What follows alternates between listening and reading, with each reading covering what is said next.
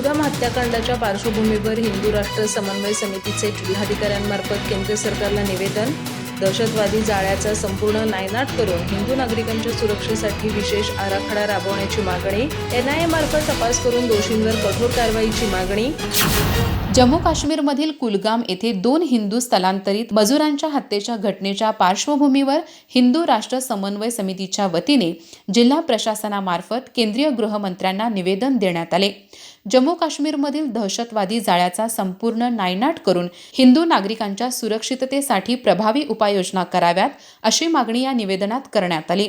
निवेदनात म्हटले आहे की कुलगाम जिल्ह्यात छत्तीसगडमधील 2 हिंदू स्थलांतरित मजूर दीपक आणि भूपेंद्र यांची निर्घृण हत्या करण्यात आली.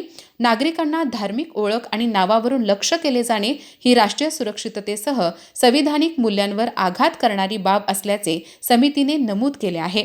यापूर्वी पहलगामसह काश्मीरमध्ये शिक्षक, बँक कर्मचारी, व्यापारी आणि सामान्य नागरिकांवर झालेल्या हल्ल्याचाही उल्लेख करण्यात आला आहे. केंद्रीय गृहमंत्र्यांच्या नावे असलेले निवेदन निवासी उपजिल्हाधिकारी गजानन गुरव यांनी स्वीकारले. निवेदनात या प्रकरणाचा राष्ट्रीय तपास यंत्रणा NIA मार्फत तपास करून दोषींवर कठोर कारवाई करावी, दहशतवादी संघटना आणि त्यांना मदत करणाऱ्या घटकांचे जाळे उद्ध्वस्त करावे, दहशतवाद्यांना आश्रय किंवा आर्थिक मदत करणाऱ्यांची मालमत्ता जप्त करावी, जम्मू काश्मीरमध्ये कार्यरत परप्रांतीय हिंदू मजूर, व्यापारी, कर्मचारी आणि विद्यार्थ्यांसाठी विशेष सुरक्षा आराखडा लागू करावा, तसेच मृतांच्या कुटुंबियांना आर्थिक मदत, शासकीय नोकरी आणि आवश्यक सुरक्षा द्यावी अशा मागण्या करण्यात आल्या आहेत.